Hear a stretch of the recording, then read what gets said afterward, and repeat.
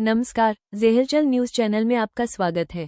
दिल्ली के जंतर मंतर पर परीक्षाओं में कथित अनियमितताओं को लेकर कॉकरोच जनता पार्टी (सीजेपी) का विरोध प्रदर्शन 23वें दिन भी जारी रहा, जहां उनके समर्थन में अनिश्चितकालीन भूख हड़ताल पर बैठे पर्यावरण कार्यकर्ता सोनम वांगचुक की सेहत 15वें दिन और ज्यादा बिगड़ गई है। डॉक्टरों के मुताबिक 12 जुलाई तक उनका ब्लड प्रेशर गिरकर 104/66 मिलीमीटर Hg हो गया है और अनशन की शुरुआत से लेकर अब तक उनका कुल वजन 7.8 किलोग्राम कम हो चुका है।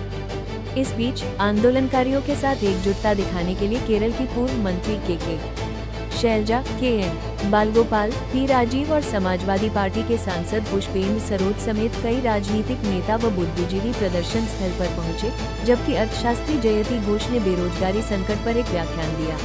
स्ट्रेट ऑफ हॉर्मुज़ जलमार्ग के नियंत्रण को लेकर अमेरिका और ईरान के बीच भड़के ताज़ा सैन्य संघर्ष के बाद अंतर्राष्ट्रीय बाजार में कच्चे तेल की कीमतों में 4% से अधिक का बड़ा उछाल आया है।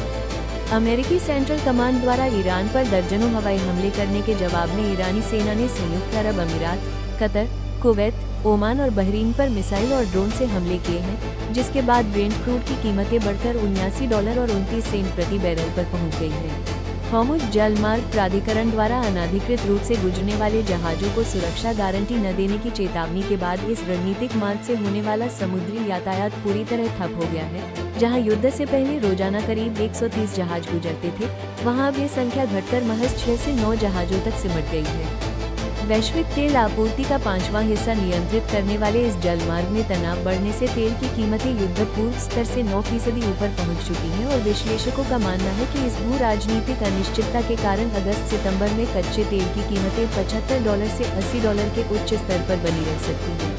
तमिलनाडु भाजपा के पूर्व अध्यक्ष के अन्नामलाई ने पार्टी से इस्तीफा दे दिया है और उनका इस्तीफा आलाकमान द्वारा स्वीकार कर लिया गया है।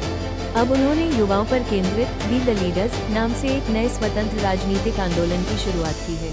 अन्नामलाई का लक्ष्य 2026 के विधानसभा चुनाव में जल्दबाजी करने के बजाय जमीनी स्तर पर कैडर तैयार करना और लंबी अवधि की रणनीति अपनाना है। उनका मुख्य ध्यान 2031 के तमिलनाडु विधानसभा चुनावों पर है, जहां वे राज्य में पारंपरिक व्यक्ति केंद्रित और वंशवादी राजनीति को खत्म कर साफ सुथरी शासन व्यवस्था लाना चाहते हैं। स्ट्रेट ऑफ हॉर्मुज़ में अमेरिकी हवाई हमलों के जवाब में ईरानी सेना ने खाड़ी देशों में स्थित अमेरिकी सैन्य ठिकानों पर अब तक का सबसे बड़ा जवाबी हमला करते हुए पैट्रियट मिसाइल सिस्टम, गोला बारूद डिपो और ड्रोन बेड़े को निशाना बनाया है।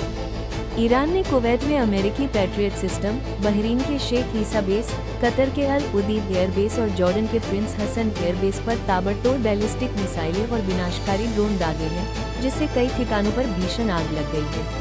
अमेरिकी सेंट्रल कमांड ने लड़ाकू विमानों, युद्धपोतों और नौसैनिक ड्रोनों के जरिए ईरान के तटीय राडार और हवाई रक्षा प्रणालियों पर दर्जनों हमले किए थे, जिसके प्रतिशोध में ईरान ने ओमान के दुख बंदरगाह पर अमेरिकी विमानवाहक पोत के सहायक प्लेटफॉर्मों को भी भारी नुकसान पहुंचाया है।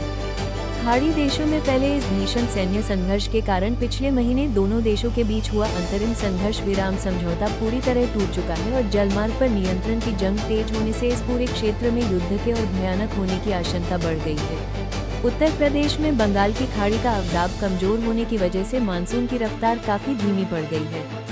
इसके चलते अगले 5 दिनों तक राज्य के पश्चिमी और मध्य हिस्सों में औसत तापमान में करीब 5 डिग्री सेल्सियस तक की बढ़ोतरी होगी और लोगों को भीषण उमस भरी गर्मी का सामना करना पड़ेगा। हालांकि मौसम विभाग ने राहत देते हुए पूर्वी तराई के 7 जिलों में भारी बारिश का येलो अलर्ट जारी किया है।